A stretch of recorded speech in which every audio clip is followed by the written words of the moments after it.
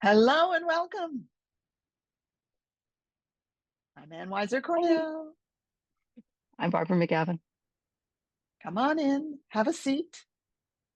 We're very happy that we get to talk to you today about untangling, a process that we've been growing with for the last 30 years. More than 30 years. Yeah, It's now more than 30 years. That's true. yes, it is. Yeah. So, and Barbara, we're going to start with the things that people think about their problems that turn out to be wrong. What do you mean by So wrong? one of them is that you have to do something to fix yourself. Right. Yeah, that big one. Yes. That it's utterly mind-blowing to even have the concept that the tangle itself or the problem itself, we call it a tangle. The tangle itself has within it what is needed. Well, it has within it plus something to sort itself out. That actually I don't have to do anything to it so that it can utterly more than resolve itself. It can go beyond what was even conceived of as possible. So yeah, there's that first thing. You have to do something, you have to push through, you have to struggle with, you have to make Manipulate. yeah, make it better somehow. It will make itself better if Yeah. you give it the right environment. Ta-da! I mean, we could Okay. And stop there. this, That's it, really. well, that's right. That's the story. Well, the second thing people think about their problems that we think is wrong is that we have enemies inside. We have saboteurs Mm, we or have vicious, horrible critics that will destroy us. or self-sabotaging addictive parts that just want to do bad things over and over Yeah. because they hate And us. and that's absolutely, of course, obviously not true. Not true. It's not true at all. No, not even Nothing close. inside. Nothing inside wants to hurt you. Everything inside you is trying to save and protect you, which leaves us with the mystery of why do we have these seemingly self-destructive behaviors, but we know the answer to that mystery. And the third thing that people think about things that are tough in their lives is that there's some things in life you just have to put up with. Yeah. And that It, might be true. That might be true. those are external things. But inside ourselves, no. Some external things, yeah, you have to come to some kind of accommodation with. But Mm-hmm. internally, there's always a possibility for turning towards, for being with, and for creating the kind of relationship with whatever is inside so that it can heal, it can live forward, it can blossom into something much greater than it, it you could even imagine. So that's the hope. We have these three things we're telling you that we know are true. There's Yes. nothing inside you that wants to hurt you. You don't have to make change happen by doing things to yourself. And tangles untangle. So, what is a tangle? Hmm. Well, what is a tangle? A tangle is, how can we put it? It is something that is a complicated mess of in your life, you could A say. complicated mess. Yes. Complicated mess. There is either something you want to do, or something you are afraid of doing, or something you feel like you can't say or think or even feel. And, but to not live that in your life makes your life smaller and more narrow, makes it constrained. And so Tangle, it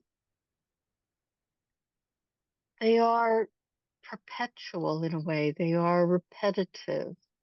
So particular kinds of situations that where you would like to be free, you are constrained. It's like you are all tangled up in, it's like you're tied And in you'd like little, things to be different, but you can't. They don't. They keep turning out the way you don't want them to. Whatever mhm, you and try everything seems that to you make do. things worse. Yeah, absolutely. That's very, very frustrating. Very frustrating. And, And then you want to give and up. I give up. but then you can't give up because you really want something. There is some way you want to live in your life. And to give up would be to give up on yourself. It would be to give up on your life. And that is horribly painful and depressing. And you don't have to. We have found that you don't actually have to. Yeah. You can.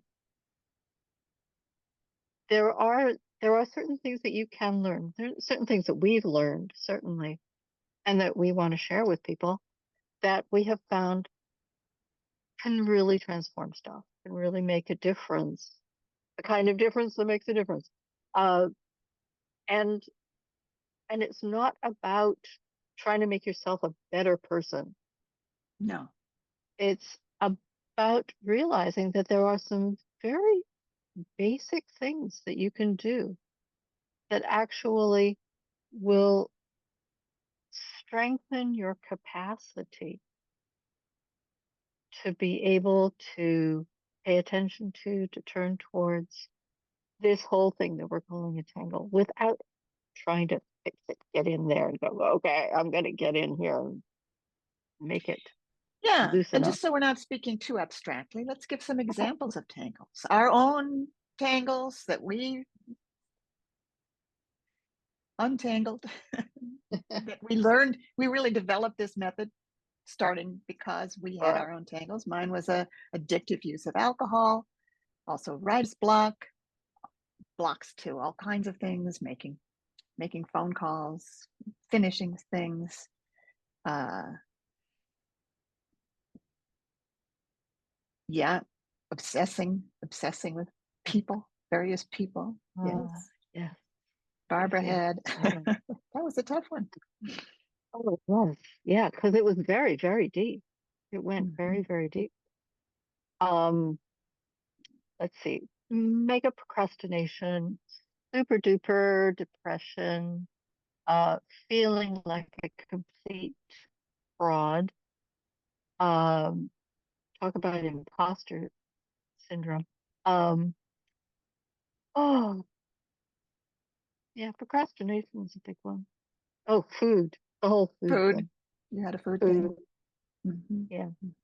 So we had between the two of us, we had a nice wide range of the Oh yes. kinds of situations where people very regularly struggle.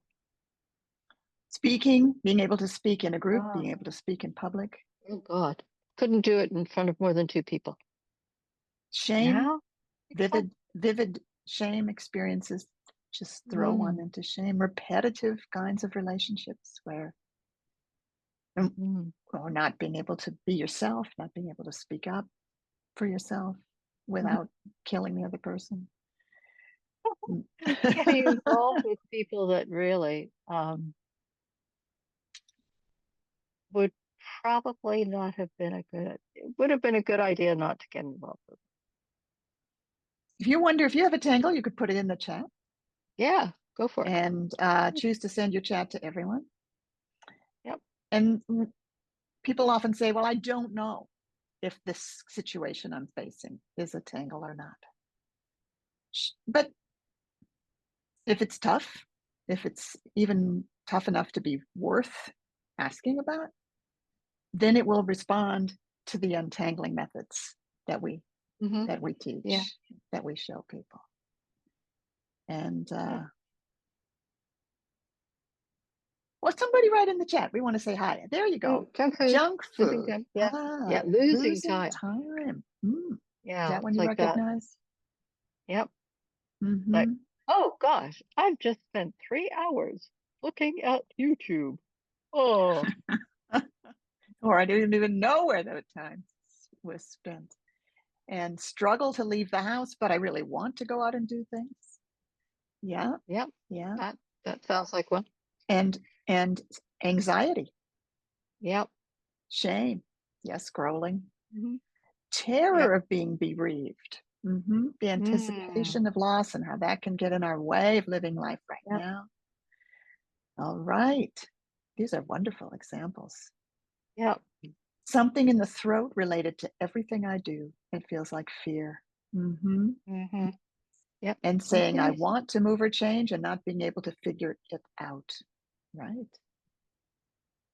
Yep. Lots of shame. Ah. Something in me would love to live in a spacious, lovely home, and something in me is afraid to have that much money. Tangle. Yep. Tangles Absolutely. often have different parts that are contending with each other. And even if it feels like there's one thing going on, like shame or anxiety or terror, there's something else that hates that, doesn't like it, is trying to fix it, is scared about it. So there's always more than one part Hmm. in a tangle. Yep. Chronic self criticism. Hmm.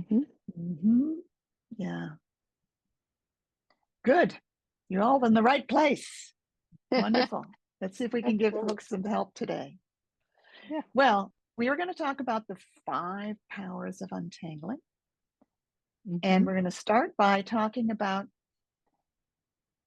what are some of the problems, even with engaging with tangles? What gets in the way of even, I mean, look, you folks have shown up today. You've taken Hmm. this step. Good for you. But there are plenty of people or plenty of times when even people like you and me, I just don't want to go there. Yeah. So the problem is just wanting to avoid the whole thing, not even feeling like I have what it takes to walk up to it and acknowledge it. Right? Yeah. And we're not saying that that's what you should do is walk up to it and acknowledge it. No, we're not. No, and there will be no shoulds in this method. This is a Yeah. should-free method. But we are saying that there's something you have that you can consciously choose to cultivate that will help a Hmm. lot. Yeah. Yeah. And it's something we call self-in-presence. That's a word we made up, an expression we made up. Hmm. Just about 20 years ago, I Mhm, was looking through mhm. old stuff and Oh, found things. uh-huh. And yeah. Yeah, yeah.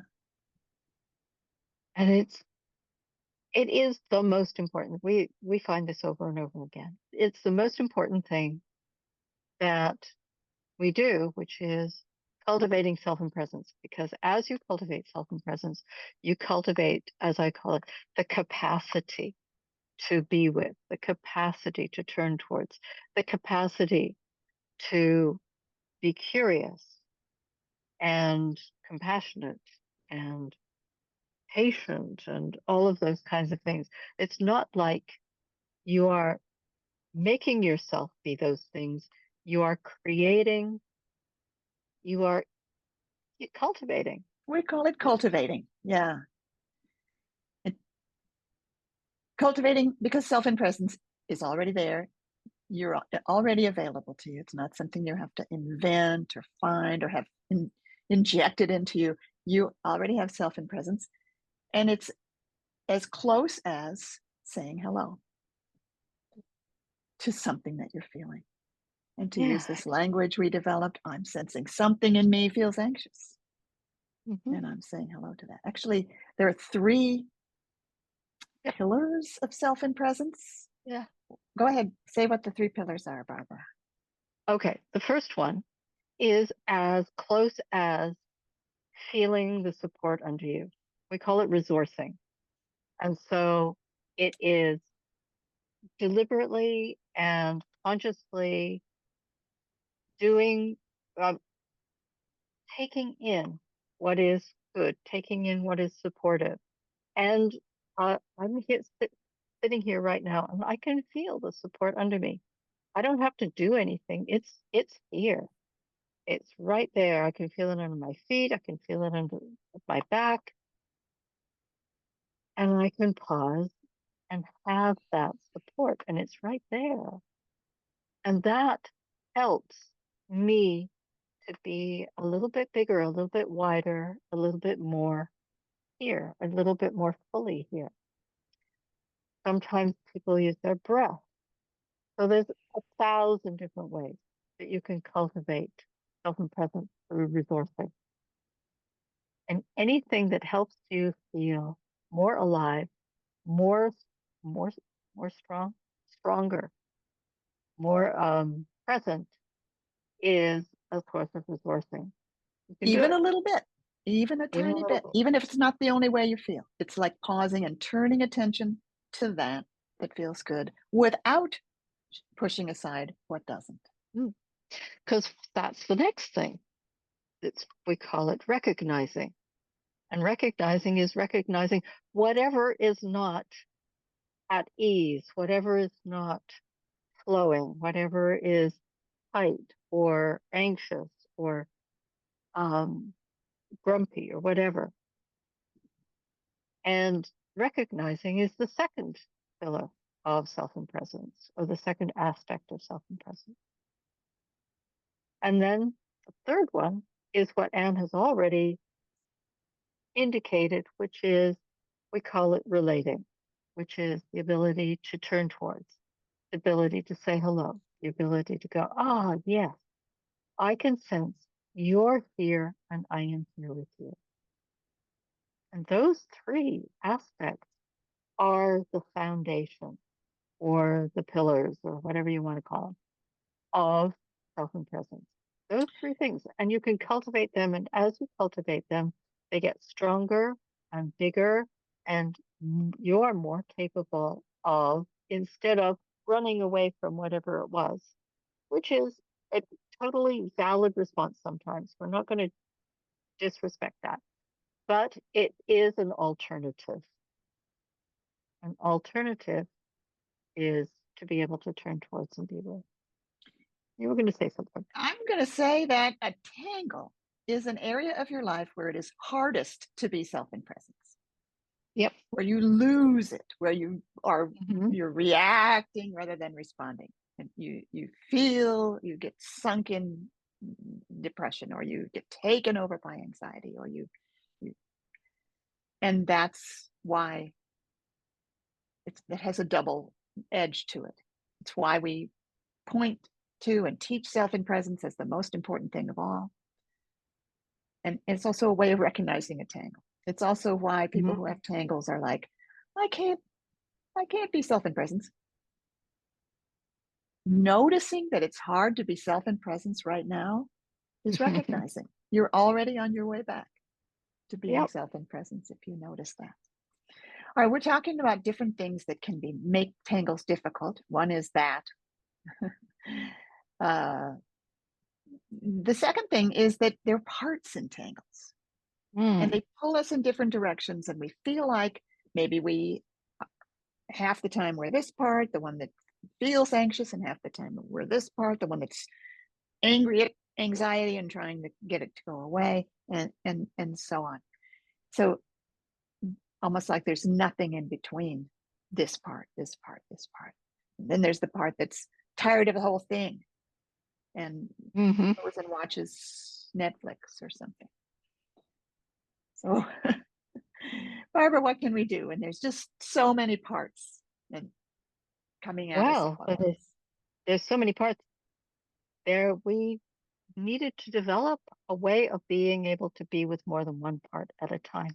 And we called it the power of and. And is so powerful because it allows everything to be here. Like there's the part of me that is really anxious about this, and there's a part of me that is wanting to just hide away from it all, and there's a part of me that is really angry that I cannot be getting on with something because there's this stupid anxious part. And and I can be with all of them. So the power band creates a big space where I can contain every aspect of every part of me that is involved in this tangle without choosing one over another, without pushing anything away. I can include everything. And it makes it's amazing how calming it can be for to be in that place where I am welcoming whatever's here. And of course, the I who's welcoming whatever's here is self and presence. So the power of and is also a power of self and presence. Yeah. So here's an All of them. example. All of them, all the powers. That's right, Grace. It All takes the the powers. internal war out of it, right? So I hate my anxiety and I'm trying to get rid of it, but I am so anxious and I'm just sick of this whole thing. So I am sensing there's anxiety, And and something is I am anxious. I am sensing something in me is anxious. Thank you. And I am sensing, so I have the power of and I am sensing something in me hates being anxious. And I am sensing something in me that's sick of the whole thing. And I am here Yeah. with all of them. That's the power of and Hmm. it needs to be practiced and cultivated too, and it really Hmm. does help. It really does help. Yeah. So the other thing that can be a problem is I found my like I've got now these parts in front of me, or present in me, or distinguished by each one being acknowledged. Now what? Does that change it? Is that the end? How do tangles actually untangle? Well, there's how many more? Three more things.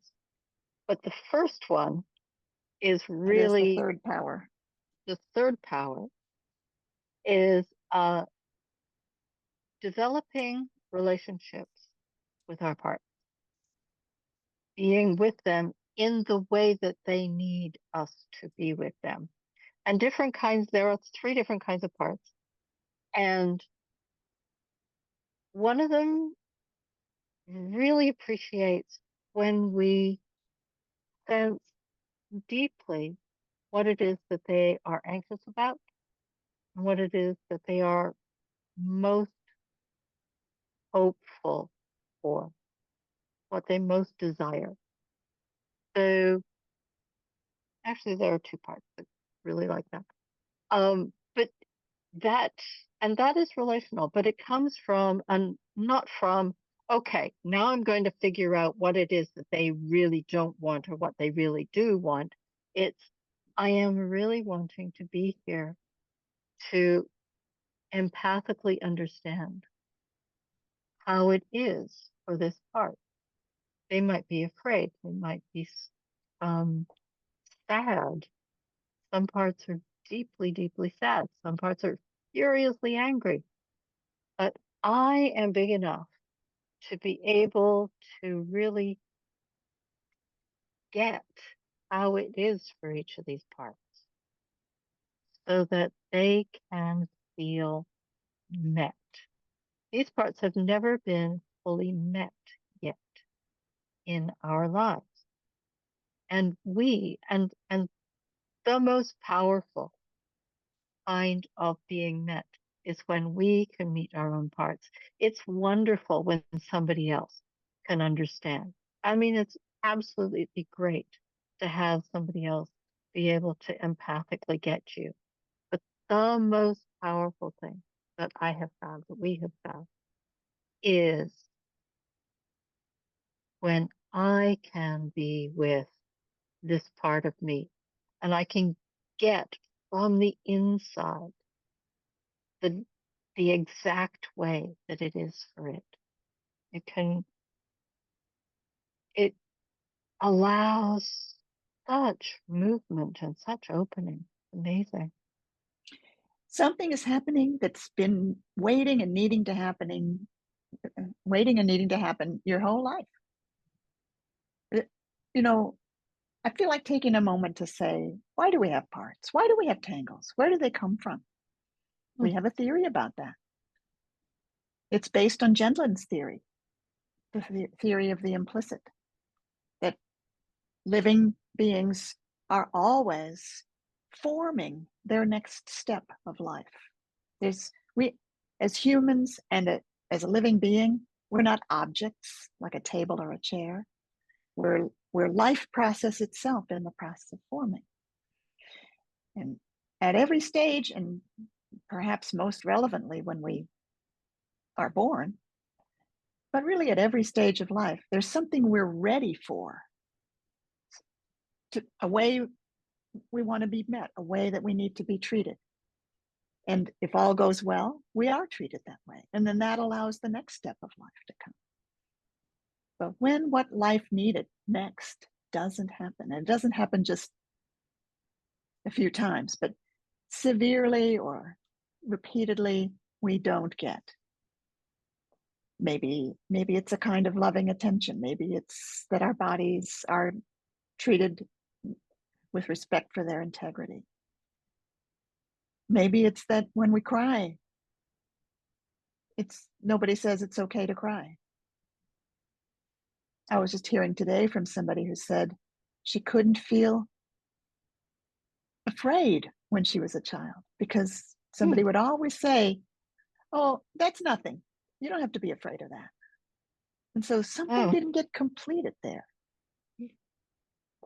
my dad used to say to me, the McGavins don't feel anxious. I Meaning, was very, very anxious, but I had no way of being able to express that or feel that, or so I just my body had to carry all this anxiety. and to carry it in an incomplete form, because Yeah. the anxiety itself, it's not an object inside us. It's an it's a it's a It's a readiness for choice. an interactive process. But then if it's Hmm. not met by the interactive process it's ready for, it stays stuck. It can't take the next step. But it's always waiting. It's still there waiting to take Yeah. that next step in whatever form it's turned into now. So Hmm. this not having the right next step of life happen, we call stoppage. Gendlin called it stoppage. And stoppage is where parts come from. Hmm. Because when you Because can't, art yeah, arts have to you have to do something, and only part of you is available. Not all of you is available, so part of you has to get on and deal with this. And so there were parts in me. There was a part of me that um, kind of kept all of my anxiety, or kept a lot of my anxiety in my stomach. I had burning stomach pains for years. I didn't know what it was. I thought it was you know, indigestion or something. But once I was able to turn towards whatever was anxious there, that indigestion just went away. It was amazing. So, I have no idea what the next thing is that I was going to say. I hope that it's not something 'cause I've just completely lost it. Go yeah, for it, please that help me. happens to me too. So, I'm not anxious right now. there you go. Brilliant. Let's celebrate that. Yeah. So parts form because they're the only thing that we can do. Our maxim is that when parts do what's possible, Hmm. even the ones that are drinking too much and scrolling on your computer and failing to finish whatever it is you need to finish, they're doing what's possible. Hmm. Absolutely. And they so what we're talking about, becoming, cultivating self and presence, letting yourself express presence, letting self and presence expand in you so that you're the one who can acknowledge all the parts so that you can turn toward each one and sense from its point of view what it's been longing to happen next.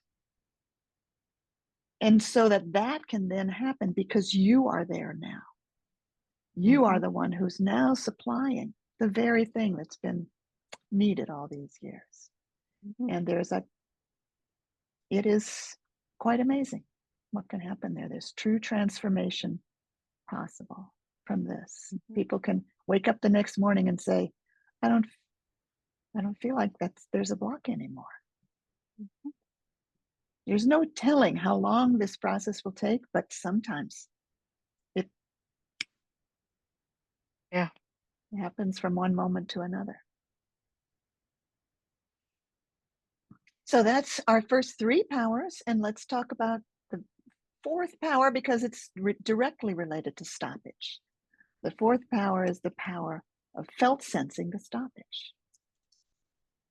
Now, felt sensing comes directly from focusing and Gentlen's work, where you have a freshly formed sense of something. Now, a stoppage has never been really felt by you. You get one of the things that we've noticed in tangles is that when you get close to a stoppage, what generally happens is that instead of being able to stay there and sense it directly, you go sideways, so to speak. You go backwards. You do what's possible, all those possible things that have been possible so far in your life.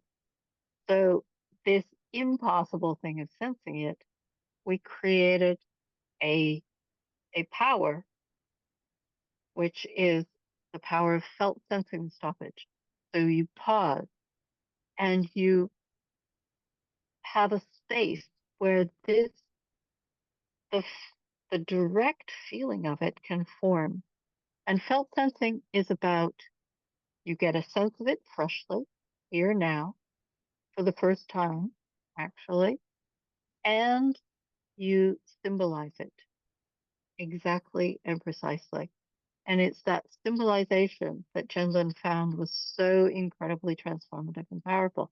It's when the symbol for something and the feeling of it come together. He called it gelling.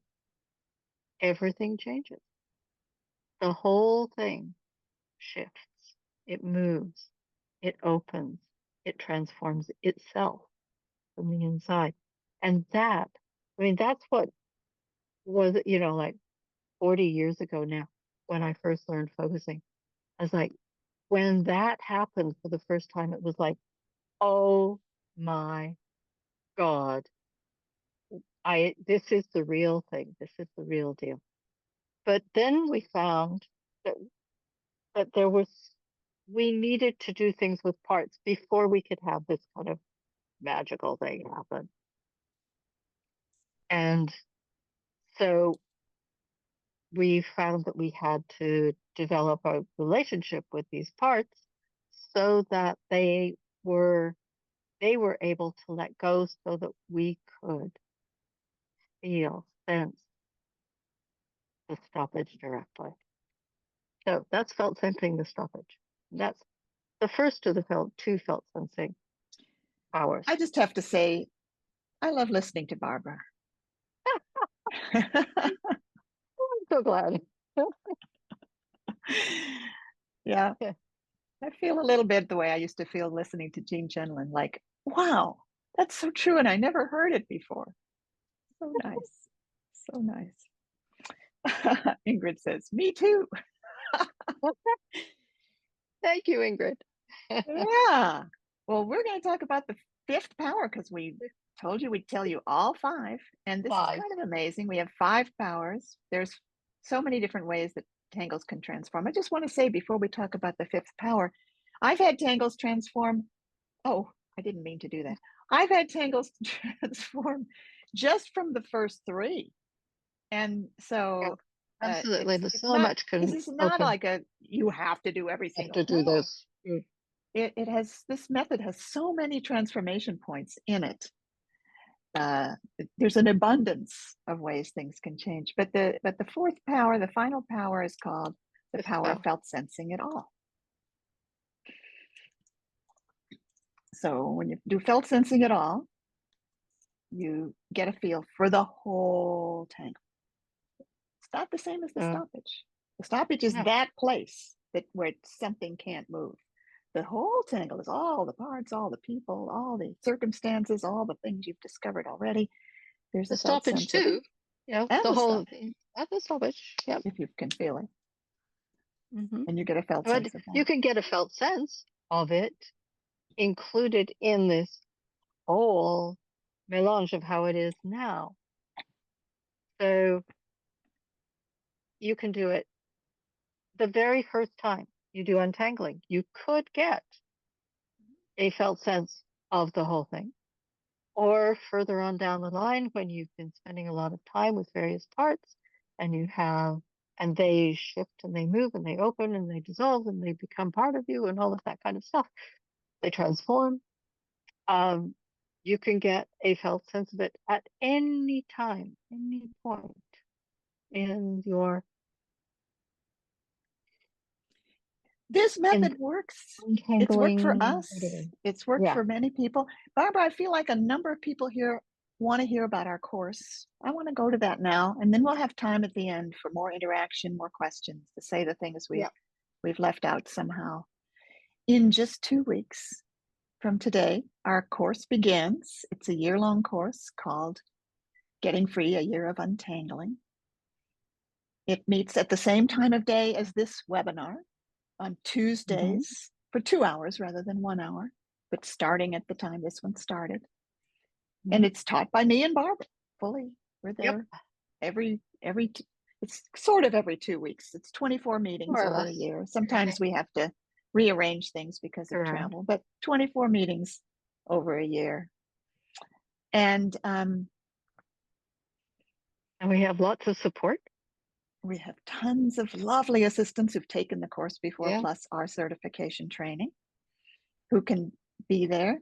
And we try to use the 2 hours of the course itself to really interact with people. And if you take the course, you have a tangle, at least one, right? And if you're not sure what it is, the tangle you want to deal with, the very first part of the course is to help you get to know the tangle. And that helps to choose it. And then usually you'll return each week to that same tangle, although, right, that it may evolve and there may be a new one that you prefer to spend time on.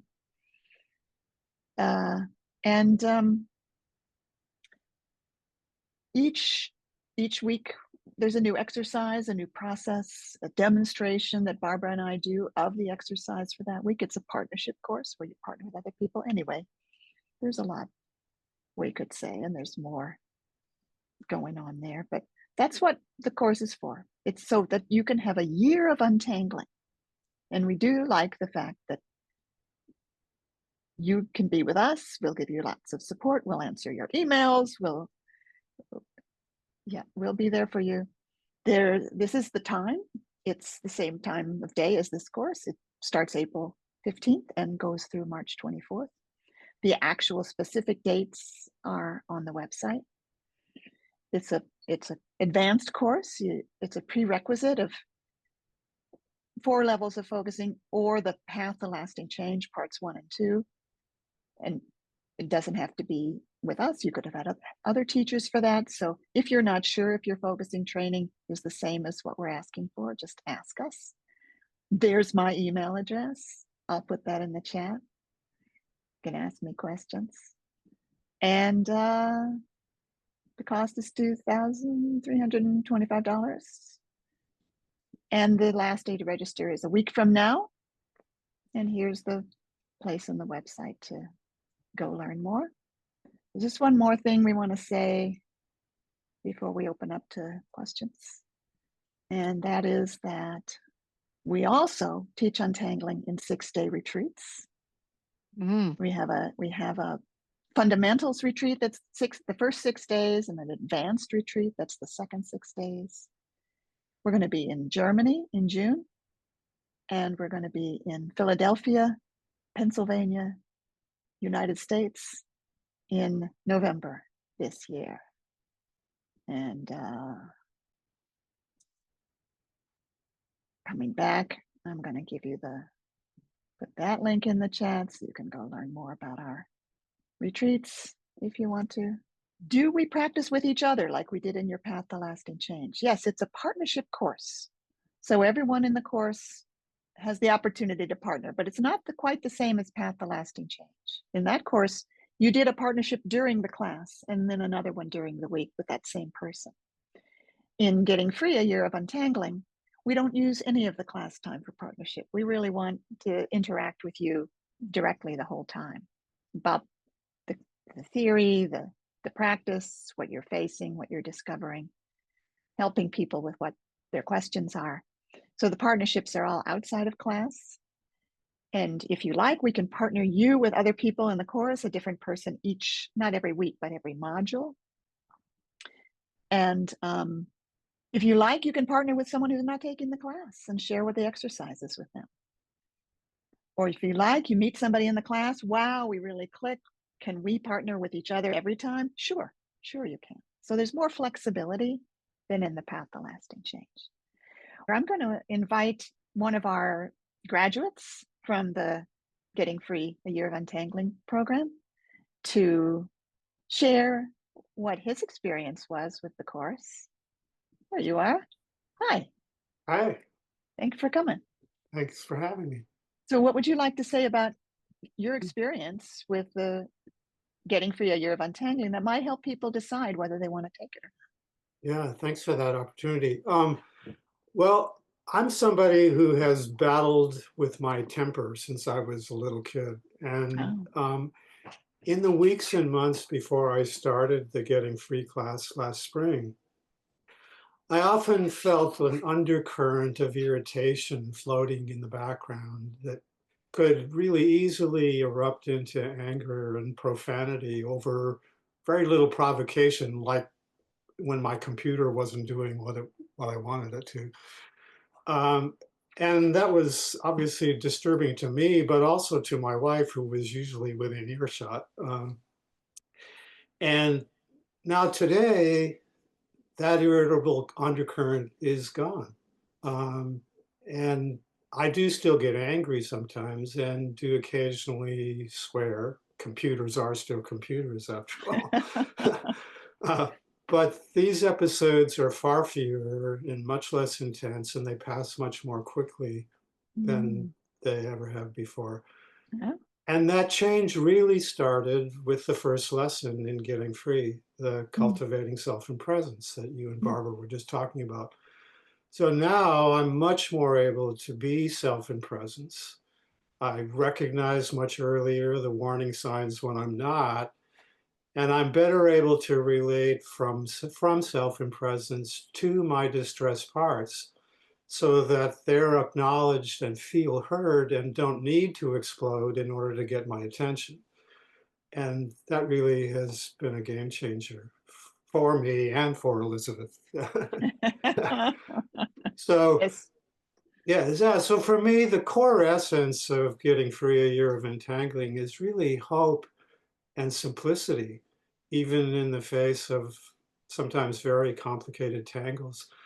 The structure and spirit of the lessons, the safety and acceptance in the focusing space, and the fact that the lessons are spread across a whole year really allows time to touch into that, the profound healing power of pausing and being without any agenda. And that I found has been transformational.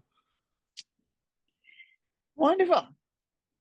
And now you're coming back as an assistant in the course. Yeah, what a great pleasure.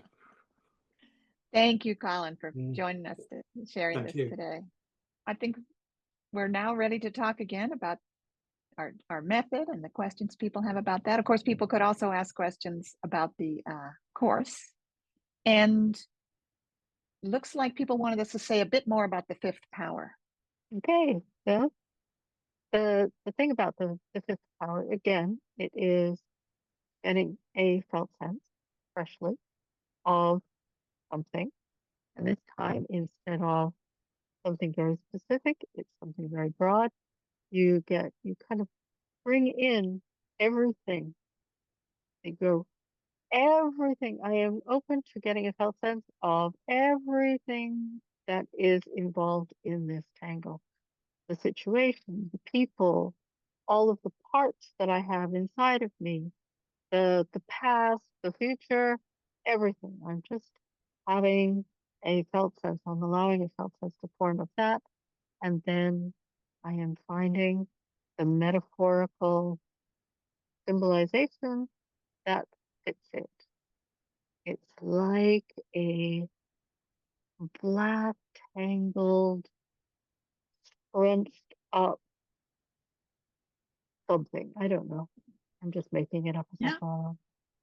You get a felt sense, meaning it's a freshly forming whole sense of it all. And then you find a description for that, even if it isn't logical, even if it makes no sense.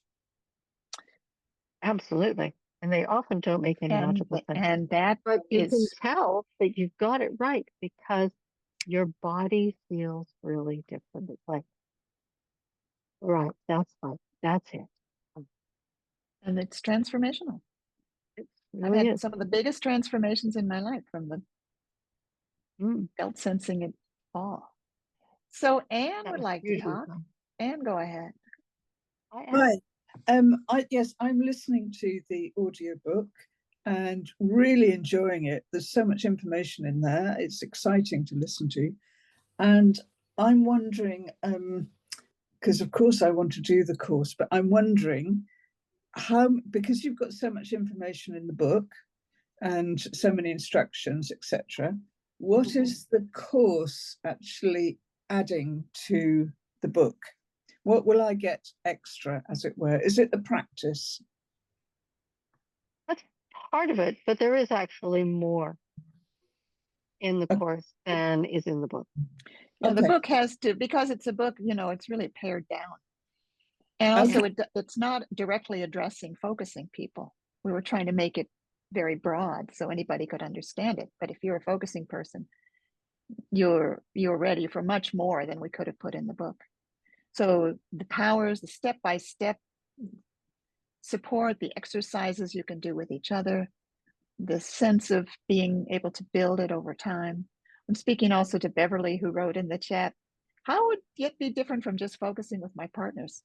Well, focusing with your partners is great. And we have the 5 powers of untangling. And when we discovered untangling 31 years ago, we've been focusing for years. Yeah. And for 20, me for 10, Untangling is about things focusing can't even help with. Although we have improved focusing by what we learned from untangling, but still. Yeah. But still, there is a lot more to untangling, especially for tangles. Focusing is this thing you can use for all kinds of purposes, making decisions. Yeah. Art. Making art. Yeah. Enjoying a sunset. Yeah. But tangles are these tough areas of life where parts are having a hard time with each other, and it's related to something earlier in your life that didn't work. And that's what untangling is for. It's for that.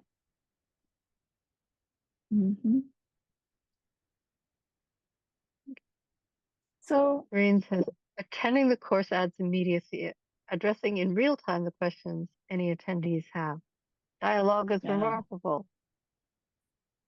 Class added love. Yes. It is a very loving class. Yeah. So you're not alone in these tough issues. Talk about the differences to IFS, well, internal family systems. We respect that method. It has helped many people. But it doesn't share some of the assumptions we have. We assume that parts are part of process. Parts are stopped process.